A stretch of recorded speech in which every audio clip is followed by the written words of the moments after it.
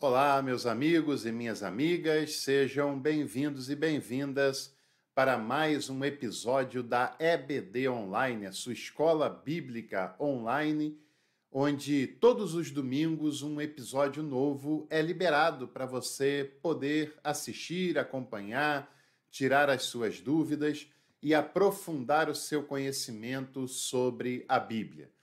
O Novo Testamento são as escrituras, é a coletânea das escrituras cristãs de fato, né? Porque o Antigo Testamento ou o Primeiro Testamento são as escrituras judaicas, escritas no contexto judaico, pelo povo judaico, diante da fé judaica e para os judeus. É óbvio que o Antigo Testamento nos ensina muitas coisas, que nós não devemos, em hipótese alguma, desprezá-lo, que nós devemos estudá-lo. Agora, a escritura que nós conhecemos como Novo Testamento é a escritura que mais deve nos interessar, porque é a escritura que surge após a ressurreição de Jesus. É a escritura que surge em torno de Jesus, sobre Jesus e sobre as reflexões que os apóstolos e a comunidade cristã primitiva fez sobre a pessoa e os ensinamentos de Jesus de Nazaré. E se eu e você somos cristãos, significa que é o Cristo o ponto central da nossa fé, da nossa devoção, da nossa vida religiosa, da nossa espiritualidade, não é? Então, estudar o Novo Testamento é fundamental. E, além disso, eu quero te fazer dois convites. O primeiro convite é para você participar da nossa pós-graduação livre em Novo Testamento. Nós vamos aprofundar o nosso conteúdo em Novo Testamento. Para você participar, basta se tornar membro no plano Café Master, que você tem acesso a esse e outros benefícios aqui do canal. E o outro convite é que você aguarde até o final dessa videoaula, que ao final nós vamos encerrar com 2 dicas de leitura daquelas que fazem toda a diferença para os nossos estudos. Tudo bem? Bom, quando nós falamos de Antigo e Novo Testamentos, a palavra testamento tem bastante importância. E testamento tem a ver com herança, testamento tem a ver com uma aliança que é feita por 2 partes envolvidas e 2 partes interessadas naquele testamento. Para o Novo Testamento e para os cristãos primitivos, essa palavra testamento ou aliança, que é sinônimo, são palavras muito importantes, são palavras-chave, né? Nas primeiras comunidades cristãs, a expressão nova aliança ganha um significado muito especial. Até porque boa parte dos primeiros cristãos tem origem no judaísmo, eram judeus e se convertem ao cristianismo. E depois do ano 70, onde ainda tem textos do Novo Testamento sendo produzidos, essa separação ela fica ainda mais clara, né? E a palavra aliança, nova aliança, Novo Testamento, ganha um significado ainda mais importante, porque se entende que em algum momento do passado houve uma aliança com o povo judeu, que aquela aliança havia vencido a sua validade, havia caducado, né? E agora Deus estabelece uma nova aliança com o seu povo. E esse povo não é classificado através da sua ascendência, não é classificado pelo sangue, não é classificado pela carne, como diz o Evangelho de João. Esse novo povo de Deus é pela fé. E pela fé na pessoa de Jesus de Nazaré, porque essa nova aliança é feita por Deus com a humanidade e ela é feita através de Jesus de Nazaré. Então, o Novo Testamento é a aliança estabelecida por Deus com os seres humanos, tendo como base, como motriz dessa aliança, a pessoa, a obra, os ensinamentos de Jesus de Nazaré. não há possibilidade de ser cristão sem valorizar o Novo Testamento, a Nova Aliança. E não há possibilidade de ser cristão, de valorizar a Nova Aliança, sem a centralidade de Jesus de Nazaré. Isso é ponto pacífico, isso não tem discussão. Agora, esses textos que se entendem como Novo Testamento, como a Nova Aliança, são os textos produzidos após a ressurreição de Jesus de Nazaré. Esses textos passaram a ser fundantes para a fé da primeira comunidade, que reflete essa relação no nascimento, no sofrimento e na ressurreição de Jesus Cristo, né? E o Novo Testamento é a escritura cristã conforme já desde o passado, desde o terceiro século, um homem chamado Lúcio Lactâncio afirmou que os judeus usavam o Antigo Testamento e nós, os cristãos, usamos o Novo Testamento. Como eu falei, não devemos desprezar o Antigo, mas é claro que a nossa Escritura Sagrada nós devemos conhecê-la como Novo Testamento e devemos nos aprofundar nela cada vez que tivermos essa oportunidade. Essa coletânea de textos são aquelas cartas, evangelhos, epístolas que circularam entre as comunidades entre os anos 50, que são os primeiros textos registrados, até o ano 150. Nesse intervalo de 100 anos, os textos do Novo Testamento estão compreendidos ali. É claro que acontecem outros textos nesse período, mas os textos que nós conhecemos hoje como Novo Testamento estão compreendidos entre os anos 50 e o ano 150 da era cristã, é claro. Alguns desses textos eles foram produzidos diretamente pelos apóstolos, por Pedro, por Paulo, por João, por Tiago, e outros desses textos foram produzidos pela tradição apostólica, por discípulos dos discípulos de Jesus, por discípulos dos apóstolos, por pessoas que estavam familiarizados com o estilo apostólico, com a comunidade fundada pelos apóstolos e também produzem os seus textos que vão fazer parte do Novo Testamento. E num determinado momento da história do cristianismo nascente, surge a necessidade de se definir quais desses textos são inspirados por Deus, quais desses textos são canônicos, reconhecidos como parte da Escritura Sagrada da Igreja e quais não têm essa mesma classificação. Nós não devemos nos enganar e achar que esses textos são selecionados por inspiração divina, por escolha divina, por revelação de Deus, mas são selecionados pela Igreja. E é um processo tardio, não é um processo tão simples, não é um processo harmônico e nem um processo tão instantâneo. A Igreja ela é anterior à definição do cânon do Novo Testamento, porque é a Igreja primitiva quem determina o cânon dos 27 livros do Novo Testamento. E nesse processo, é claro que não é um processo aleatório, tem um processo com critério histórico, critério temático, critério de canonicidade, mas também tem questões de tradição, questões políticas, de textos que eram mais aceitos por comunidades mais estrategicamente políticas do que outras, e esses têm um favoritismo.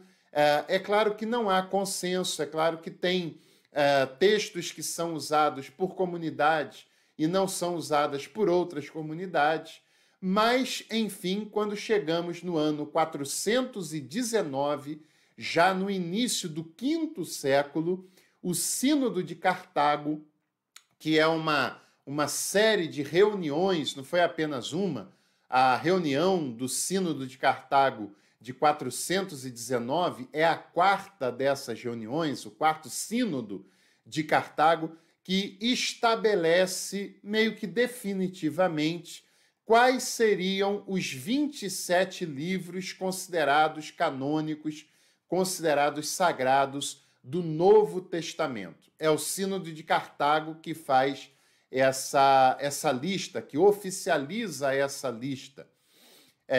E a definição é feita em Cartago, que tem a seguinte expressão desse sínodo que fala: parece-nos bom que fora das escrituras canônicas nada deva ser lido na igreja sob o nome de divinas escrituras.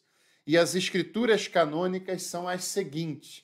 E aí, logo em seguida, aparece a lista e a ordem dos 27 livros do Novo Testamento, como nós conhecemos hoje. E essa lista, ela também tem alguma ideologia por trás dela, né? Ela tem uma ideologia que vai classificá-la e que vai montar o Novo Testamento com algum critério, mas não é um critério totalmente cronológico, não estão organizados de acordo com a antiguidade dos textos, de acordo com a ordem em que eles foram escritos, mas eles obedecem uma certa lógica que faz bastante sentido. Os textos do Novo Testamento começam com os evangelhos.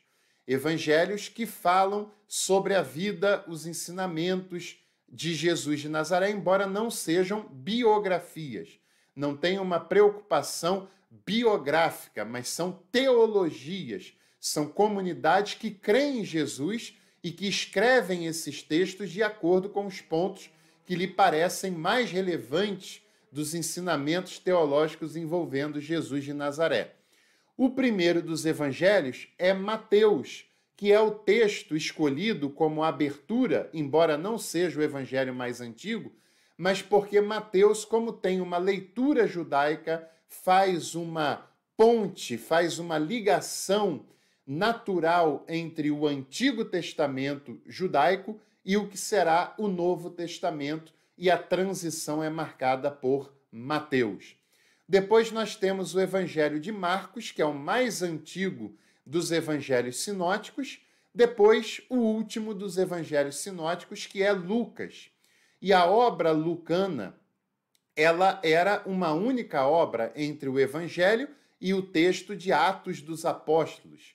E para marcar essa separação entre o Evangelho e Atos, é colocado o Evangelho de João no meio do Evangelho de Lucas e de Atos dos Apóstolos. Algumas pessoas consideram Atos como um livro histórico, mas não, Atos não é um livro histórico, embora conte bastante da história, dos movimentos da primeira igreja cristã, mas Atos também é um texto sinótico, também está ligado ao Evangelho de Lucas, mas há uma divisão classificada ali pelo Evangelho de João. Depois de Atos, que marca a primeira movimentação, principalmente dos apóstolos Pedro e depois de Paulo, e os primeiros passos desses discípulos, né, e dessa tradição apostólica, depois vem as epístolas. E as epístolas são classificadas principalmente pelos que mais escreveu ou mais tem nomes, tem cartas atribuídas a ele, que é o apóstolo Paulo. As cartas paulinas, basicamente, com alguma exceção ou outra, são classificadas de acordo com o tamanho. Romanos, 1 Coríntios, 2 Coríntios, e assim vai até chegar naqueles textos que Paulo, ou a tradição paulina, teria escrito para indivíduos. Timóteo, Tito, Filemão, e depois abre-se as cartas gerais, que são aquelas cartas que ainda não há consenso sobre a sua autoria. E depois disso, nós temos também as epístolas menores, as epístolas de João, né? As epístolas de Pedro. E depois nós fechamos todo o Novo Testamento com o Apocalipse, que é o fechamento dos textos do Novo Testamento, mas que é parte das escrituras joaninas. E é claro que todos esses textos nós vamos estudar aqui ao longo da nossa EBD Online, e também nós vamos nos estudar com mais profundidade ainda na nossa pós-graduação livre em Novo Testamento, que você pode participar conosco se tornando membro Café Master. Se todos os textos, ou a grande maioria dos textos do Antigo Testamento foram escritos no hebraico, no Novo Testamento todos os textos foram escritos em grego, que era a língua falada na bacia do Mediterrâneo naquela época. Todas aquelas regiões, inclusive incluindo a Europa, o norte da África, o Oriente Próximo, a Palestina, estavam sob a influência intelectual e cultural das conquistas de Alexandre o Grande, embora na época do Novo Testamento, politicamente, já era uma região dominada pelo Império Romano, mas influenciada culturalmente pelo pensamento grego. E o Novo Testamento é escrito numa versão popular do grego, chamada de grego koiné. Não há homogeneidade entre o pensamento dos autores do Novo Testamento. Esse é um detalhe, porque quando nós falamos das escrituras inspiradas, direcionadas e tudo mais, parece que Deus soprou o conteúdo que cada autor iria escrever, e é óbvio que não foi assim. Como também deve ser óbvio para a gente que estuda o Novo Testamento saber que não há homogeneidade entre os pensamentos desses autores, que eles não são em todo o tempo concordantes entre si. Pedro e Paulo, por exemplo, discutem de posicionamentos, de teologias em mais de uma ocasião no Novo Testamento, né? Outros exemplos que a gente poderia dar é o pensamento soteriológico que é representado por Mateus e por João. Para esses autores, Jesus veio primeiro para os seus, para os judeus. As bodas do filho do rei, só contada por Mateus, mostra esse pensamento. Esse versículo de João veio primeiro para os seus, como os seus não receberam, deu-lhes a todos que lhe recebem o poder de serem feitos filhos de Deus. Esse é um pensamento dessa escola, que entende que a salvação era prioritariamente para os judeus. Como eles rejeitaram, Deus abriu a possibilidade para outras pessoas que creem em Jesus. Já Lucas e Paulo não concordam com esse posicionamento. E para esses autores, a salvação sempre foi para todo mundo. Sempre foi um convite para todo mundo, independente de ser judeu ou de ser gentio. Então, são apenas alguns exemplos de divergência de pensamento e de posição teológica que que nós podemos constatar isso, entre os autores, entre os grandes personagens do Novo Testamento. E isso é um ponto muito positivo. Esse é um ponto de enriquecimento para os textos, porque mostra que havia na igreja primitiva pluralidade de ideias, pluralidade de pensamentos, pluralidade teológica, que havia diversidade, que eles discordavam sim entre si e nem por isso se tornavam inimigos, mesmo que às vezes tinham divergências bastante ásperas, como Gálatas relata entre Paulo e Pedro, por exemplo, né? E nós não temos os textos originais, mas nós temos textos muito antigos do Novo Testamento, principalmente aqueles que foram escritos em pergaminhos, que era um material com muito mais durabilidade do que os papiros. E dentre os textos mais antigos preservados atualmente, os mais antigos desses todos é o Códice Sinaítico e o Códice Vaticanus, que datam do século IV depois de Cristo, claro, já na era cristã. Então, é bastante importante a gente analisar que os 27 livros que nós conhecemos no Novo Testamento e a ordem desses livros foram definidas pelo Sínodo de Cartago no ano 419. E que, se no caso do Antigo Testamento há divergências entre o cânon católico e o cânon protestante, no Novo Testamento não há essa divergência. Se você ler uma Bíblia católica ou uma Bíblia protestante, você vai perceber que ambas têm 27 textos e que todos esses textos estão na mesma ordem. Como eu disse, para resumir, primeiro os 4 evangelhos, depois Atos, que é uma parte do evangelho de Lucas, depois as epístolas paulinas, as epístolas gerais e fecha o Novo Testamento com o texto do Apocalipse. E também eu queria ler no fechamento dessa aula, mas não vai embora ainda, que além dos textos, nós também temos as dicas de livros. Mas João, capítulo 20, versículo 31, tem uma expressão muito interessante do objetivo pelo qual ele escreve as suas palavras, que são os seguintes: estes foram escritos para que creiais que Jesus é o Cristo, Filho de Deus, e para que, crendo, tenhais vida em seu nome. Ou seja, o objetivo é para que creiamos, para que possamos aprofundar a fé. Então, os textos do Novo Testamento são textos de fé, são teologias produzidas em nome de Jesus de Nazaré, para expandir essa fé em Cristo e para aprofundar e conservar também essa expressão de fé.